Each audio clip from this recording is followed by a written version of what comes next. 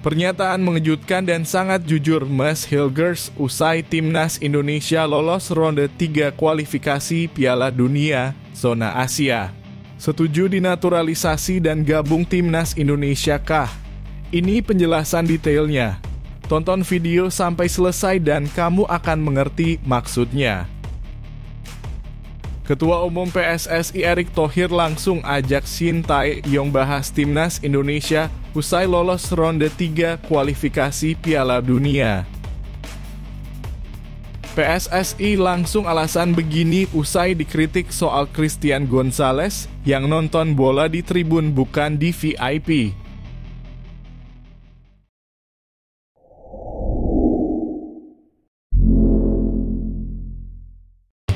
Mengejutkan, pemain keturunan Indonesia Mas Hilgers tiba-tiba lakukan hal ini usai Timnas Indonesia lolos putaran 3 kualifikasi Piala Dunia 2026.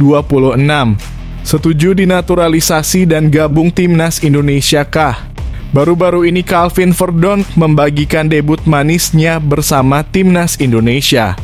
Ia berhasil mengantarkan skuad Garuda menang lawan Filipina sekaligus lolos ke round 3 kualifikasi Piala Dunia 2026. Dalam laga ini, Calvin Verdonk juga debut sebagai starter. Ia langsung mendapatkan kepercayaan dari Shin Tae-yong menempati wingback kiri. Performa pemain berusia 27 tahun ini sangat impresif. Tak ayal, ia mendapatkan pujian dari pecinta sepak bola tanah air. Sehari setelah debut, Calvin Verdonk lantas membagikan momen ketika dirinya debut bersama Timnas Indonesia. Menariknya, dalam unggahan Verdonk itu, ada 2 pemain keturunan Indonesia yang jadi incaran PSSI ikut berkomentar. Mereka adalah Mas Hilgers serta Ole Romeni. Hilgers memberikan komentar singkat dengan emoji tangan menelungkup. Sedangkan Romeni menuliskan wow. Tak ayal komentar 2 pemain keturunan grade A ini membuat rame netizen. Sebab keduanya diharapkan mau untuk diproses naturalisasi jelang babak ketiga kualifikasi Piala Dunia 2026. Komentar tersebut langsung dibanjiri like 19.000 dan 2.256 komentar. Banyak yang meminta kedua pemain tersebut untuk join bersama Timnas Indonesia. Masih menjadi misteri maksud komentar kedua pemain tersebut. Apakah kode untuk PSSI atau hanya sebatas komentar biasa? Kita tunggu kabar baiknya saja ya guys.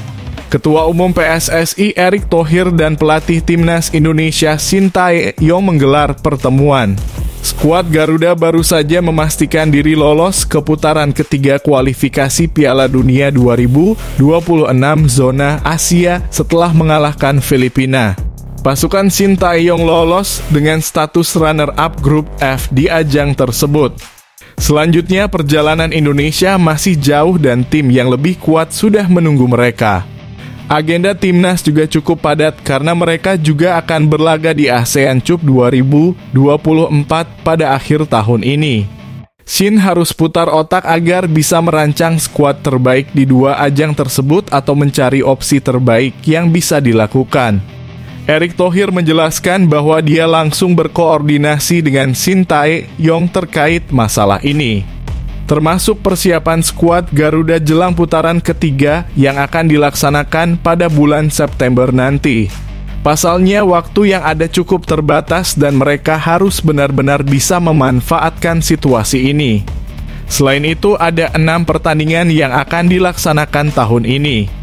Tepatnya akan digelar pada bulan September 2024, Oktober 2024, dan November 2024. Saya bertemu dengan Coach Shin Tae-yong untuk membahas persiapan Timnas Indonesia di babak ketiga kualifikasi Piala Dunia 2026, tulis Erick Thohir di laman Instagram pribadinya. Langkah ini jadi tindak lanjut setelah PSSI dan PT LIB selaku operator Liga 1 melakukan pertemuan.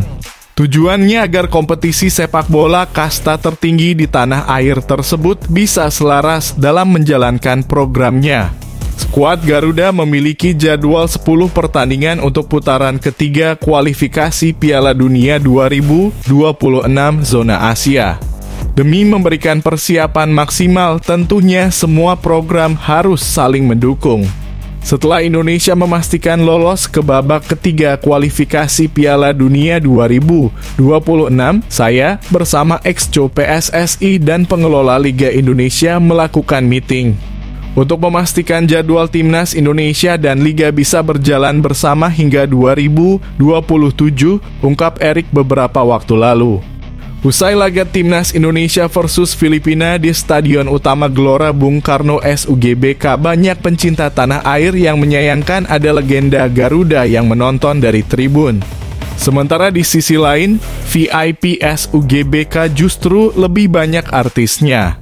Menanggapi pembahasan di media sosial itu, anggota Komite Eksekutif PSSI, Arya Sinulinga, akhirnya memberikan klarifikasi. Menurut Arya, sebenarnya PSSI sudah memberikan fasilitas bagi para legenda jika ingin menonton dari bangku VIP sejak tahun lalu. Setelah pertandingan itu, media sosial ramai membicarakan legenda Timnas Indonesia, Christian Gonzalez, yang menikmati laga tersebut dari kursi tribun penonton reguler. Hal itu menjadi perbincangan publik setelah mantan pemain Persik Kediri itu mengunggah videonya tengah menikmati pertandingan melawan Filipina itu. Unggahan itu pun mendapat banyak sorotan dari publik yang kemudian memberikan kritik kepada PSSI. Bahkan tak sedikit publik figur yang memberikan komentar tentang hal itu. Salah satunya adalah artis Ibnu Jamil. Mohon kiranya PSSI harus mulai menempatkan para mantan pemain Timnas di kursi VIP jika ingin nonton Timnas bertanding, tulis Ibnu Jamil di unggahan Instagram pribadinya @ibnujamilo. Komentar Ibnu Jamil membuat polemik kursi VIP itu pun semakin naik ke permukaan.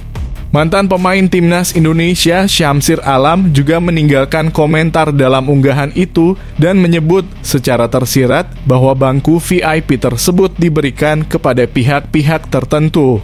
Di tengah kritik yang semakin gencar diberikan, akhirnya PSSI buka suara. Arya Sinulinga menegaskan bahwa pihaknya sebenarnya telah memberikan fasilitas khusus untuk para legenda Timnas Indonesia sejak tahun lalu ketika tim Merah Putih menghadapi Argentina pada 19 Juni 2023 lalu. Sejak melawan Argentina, setiap pemain legend membutuhkan tiket menonton Timnas akan diberikan PSSI dengan menghubungi kesekjenan PSSI dan ini berjalan sampai kemarin melawan Filipina. Kalau sebelumnya saya tidak berani mengklaim, tulis Arya di Instagramnya. Arya NM Sinulinga pada Kamis 13 Juni 2024.